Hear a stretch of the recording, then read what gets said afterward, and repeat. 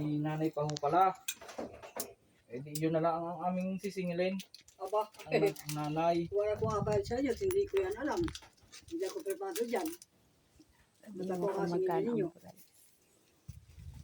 Eh di ipapasa ho natin sa inyong pangalan. Hindi ko napayag niya.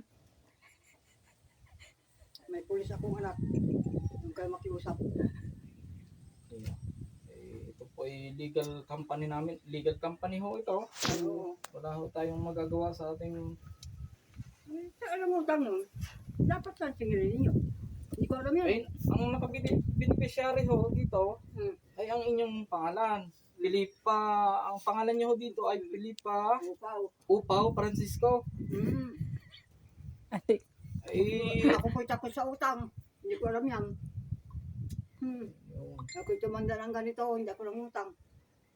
siya ating gagawa ng paraan para makausap ang ating Tawagan mo. Lalo sa anak.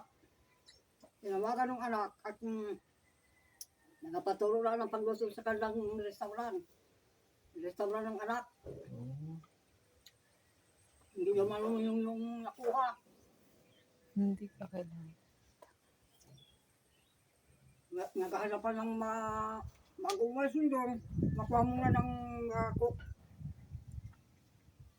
Sayang naman yung bahay, walang nakatira.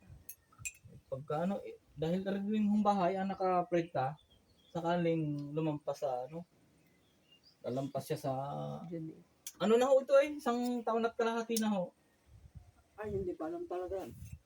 Dito pa ho siya nagtitigil no.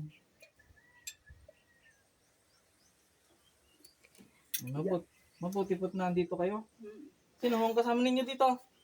Yung anak ko yung bagong dating yung aking taksi sa Manila. Ay, nasaan ho? Nasa munisipyo at pinatawag yung aking mga papilis sa senyor. Pinatawag ng pulis ko. Nanali yung... Nung anak niyo pong pulis? Oo. Ba? Tanggal mo sa lamin. Kilala ko ba niya yung Red? Ay, kilala ho. Roderick Red ho, ang asawa nun ay Ginaline Upaw. Dati. Anak kong maestra. Eh, kilala niyo ang Roderick Salazar Upaw. Oo. Ay, anak ko ako nun. Putang ina ka! Ano ka? Putang ina ka! Bastos ka! Lula na ang kausap! Ayaw para malaki ang dyan! Putang ina ka! Ayaw ko takot sa utang!